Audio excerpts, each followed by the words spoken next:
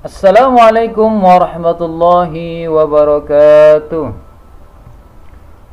Apa kabar anak soleh dan soleha? Semoga dalam keadaan sehat ya. Semoga Allah subhanahu wa ta'ala senantiasa memberikan kita kesehatan dimanapun kita berada. Baiklah anak soleh dan soleha, kita akan lanjutkan materi pembelajaran kita hari ini, yaitu mengenai iman kepada kitab-kitab Allah. Namun sebelum itu, kita tidak lupa berdoa kepada Allah Subhanahu wa taala agar diberikan ilmu yang bermanfaat dan diberikan pemahaman yang baik. Berdoa sebelum belajar. Bismillahirrahmanirrahim. Raditu billahi rabba wa bil islami dina wa bi muhammadin nabiyya wa rasula. Rabbi zidna ilman warzuqna fahman. Baiklah anak soleh dan soleha, kita mulai pembelajaran ini dengan sama-sama melafazkan basmalah. Bismillahirrahmanirrahim. Mengenal Allah subhanahu wa ta'ala. Allah adalah sumber kebaikan bagi manusia. Dengan kekuasaan Allah, manusia bisa hidup dan mati. Semua kehidupan bersumber dari Allah yang Maha Esa. Allah adalah Tuhan semesta alam yang telah menciptakan langit dan bumi serta seisinya. Semua yang terjadi merupakan bukti kekuasaan Allah. Kita wajib mengimaninya dalam hati dan mengamalkan dalam perbuatan. Allah subhanahu wa ta'ala menurunkan kitab-kitabnya kepada para rasul yang Allah pilih agar disampaikan kepada umatnya sebagai petunjuk hidup. Dan kita sebagai umatnya harus meyakini dan mempercayai. Mengenal kitab-kitab Allah. Pengertian iman kepada kitab-kitab Allah subhanahu wa ta'ala. Pengertian iman menurut bahasa adalah percaya dan membenarkan. Iman menurut istilah adalah kepercayaan yang diyakini kebenarannya dalam hati, diucapkan dengan lisan dan diamalkan dengan perbuatan. Pengertian iman kepada kitab-kitab Allah adalah meyakini dengan sepenuh hati bahwa kitab-kitab Allah itu benar-benar wahyu yang diturunkannya kepada para rasul. Tidak diragukan kebenarannya, isinya agar menjadi pedoman hidup bagi umatnya.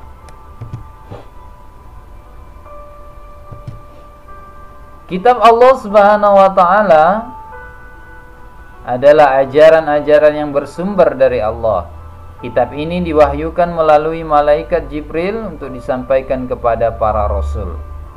Para rasul bertugas untuk mengajarkan ajaran kitab suci kepada umat manusia.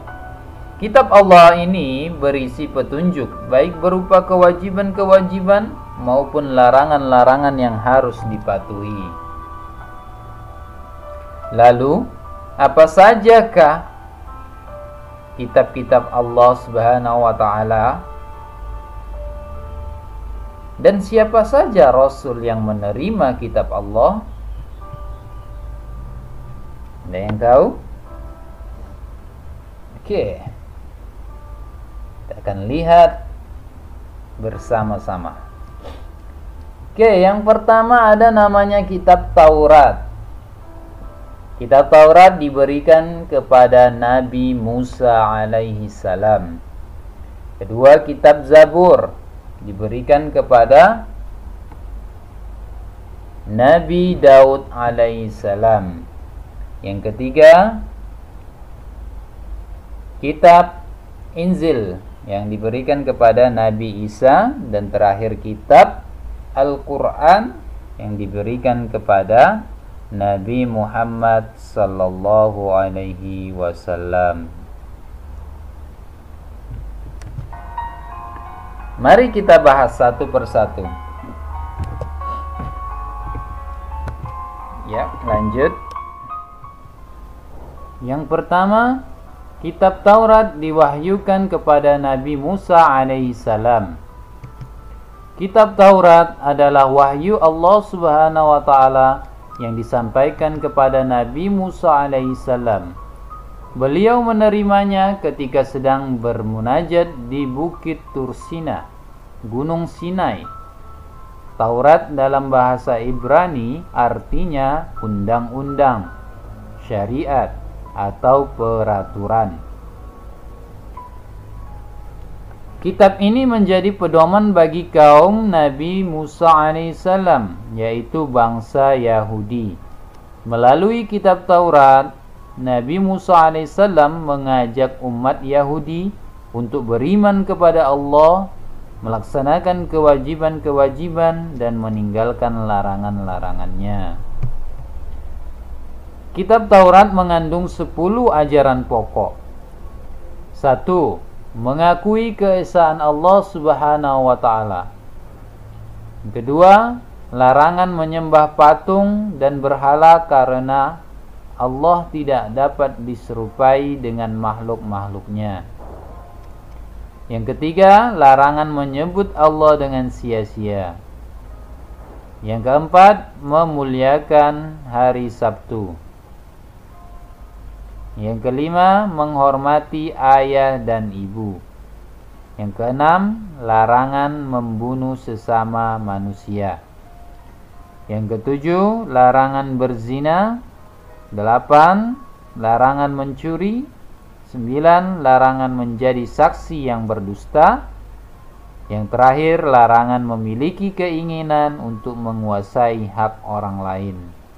Dengan demikian, di dalam kitab Taurat terdapat adanya perintah dan larangan. Yang kedua, kitab Zabur diwahyukan kepada Nabi Daud alaihissalam.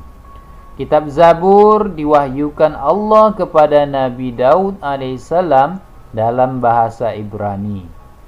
Zabur disamakan dengan istilah yang artinya lagu, musik, atau pujian. Kitab Zabur ini menjadi pedoman bagi umat Nabi Daud alaihissalam, yaitu Bani Israel, agar mereka menyembah Allah dan mengikuti ajaran yang dibawa dan disampaikan oleh Nabi Daud alaihissalam. Isi kitab Zabur antara lain: 1. Doa dan zikir. Yang kedua, nasihat, hikmah, dan pedoman berbuat kebajikan. Yang ketiga, ajaran kebenaran. Kitab Zabur tidak mengandung aturan hukum atau syariat.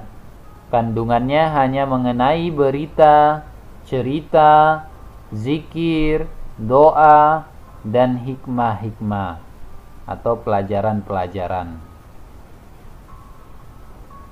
Oleh sebab itu, Nabi Daud alaihissalam tidak mempunyai syariat tersendiri.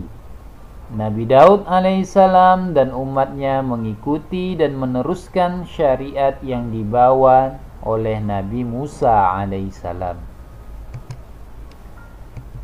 Dan yang ketiga, kitab Injil diwahyukan kepada Nabi Isa alaihissalam. Kitab Injil adalah wahyu Allah yang diturunkan kepada Nabi Isa alaihissalam,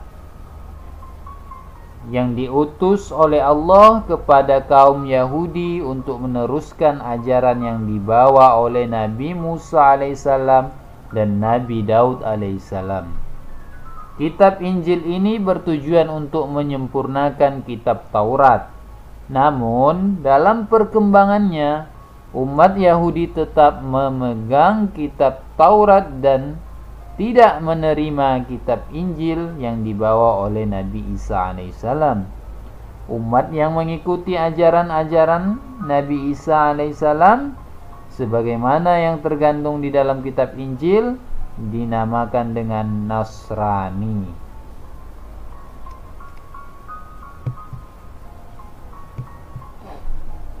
Yang keempat, kitab suci Al-Quran diwahyukan kepada Nabi Muhammad SAW. Kitab suci terakhir yang diwahyukan Allah adalah kitab Al-Quran. Kitab ini diwahyukan kepada Nabi yang terakhir, yaitu Nabi Muhammad SAW. Kitab Al-Quran menjadi pedoman bagi umat Islam. Al-Quran diwahyukan oleh Allah melalui malaikat Jibril. Dan turunnya wahyu Al-Quran itu tidak sekaligus, tetapi secara berangsur-angsur selama 23 tahun. Kandungan pokok kitab suci Al-Quran: 1. Tauhid, yaitu ajaran tentang keimanan akan keesaan Allah Subhanahu wa taala. Umat Islam harus meyakini dan mempercayai bahwa Allah itu hanya satu. Tidak ada Tuhan selain Allah. Yang kedua, ibadah. Ibadah yaitu ucapan atau perbuatan untuk mengabdi kepada Allah Subhanahu wa taala. Ibadah yang sifatnya wajib antara lain seperti salat, zakat, puasa, dan haji bagi yang mampu. Itu adalah ibadah-ibadah yang bersifat wajib. Sedangkan ibadah yang hukumnya sunnah, misalnya seperti zikir, salat sunnah, sedekah, umroh, dan puasa Senin dan Kamis, itu semua adalah contoh dari ibadah-ibadah yang bersifat sunnah. Yang ketiga, akhlak. Akhlak yaitu ajaran tentang sikap dan perilaku terhadap Allah Subhanahu wa taala dan kepada sesama manusia serta makhluk-makhluk lainnya. Inti ajaran ini adalah bagaimana berperilaku yang terpuji kepada semua orang, seperti hormat dan patuh kepada orang tua, guru, hormat kepada anggota keluarga, dan tolong-menolong antar sesama manusia. Yang keempat, fikih. Fikih yaitu aturan hukum bagi kehidupan manusia yang berisi perintah dan larangan. Perintah menunjukkan sesuatu yang harus dikerjakan seperti salat, puasa, zakat, dan haji. Sedangkan larangan berarti sesuatu yang tidak boleh dikerjakan seperti mencuri, membunuh, dan menfitnah dan lain-lainnya yang dilarang oleh Allah Subhanahu wa taala. Yang kelima, janji dan ancaman. Janji dan ancaman yaitu janji pahala dan kenikmatan bagi mereka yang iman dan takwa kepada Allah, serta ancaman yang berupa siksa di neraka bagi mereka yang mengingkari Allah Subhanahu wa taala. Yang keenam, kisah, yaitu cerita atau sejarah kejadian di masa lampau, seperti kisah para nabi, para raja, orang-orang yang soleh, dan kisah umat atau kaum terdahulu. Kisah ini memberikan pelajaran kepada manusia agar mau mengambil hikmah dan pelajaran dari cerita kisah-kisah tersebut. Kitab suci Al-Quran adalah kitab yang paling lengkap karena sebagai penyempurna kitab-kitab sebelumnya. Jadi Al-Quran diturunkan untuk menyempurnakan semua kitab-kitab Allah. Kitab Taurat, Zabur, Injil disempurnakan menjadi satu, yaitu di dalam Al-Quran. Dan kitab ini Al-Quran ini berlaku sejak masa Nabi Muhammad sallallahu alaihi wasallam hingga akhir zaman. Jadi tidak akan ada lagi kitab-kitab yang akan Allah turunkan, karena kitab yang terakhir hingga akhir zaman adalah Al-Quran yang diberikan kepada Nabi Muhammad sallallahu alaihi wasallam. Baiklah anak soleh dan soleha, demikianlah video ini. Terima kasih atas segala perhatian. Mohon maaf atas segala kekurangan. Jika ada pertanyaan, silakan ditanyakan. Boleh langsung ditanyakan di kolom komentar atau melalui WhatsApp Bapak pribadi. Dan kita selalu berharap agar Allah Subhanahu wa taala segera mengangkat penyakit dan virus ini, agar kita secepatnya kembali belajar ke sekolah seperti biasa. Amin. Amin ya rabbal alamin. Pesan Bapak, semangat belajarnya, terus jaga kesehatan dan makan yang teratur, serta tidak lupa berolahraga. Terima kasih anak-anak Ustadz yang soleh dan soleha. Kita akhiri. Astabiqul khairat. Assalamualaikum warahmatullahi wabarakatuh.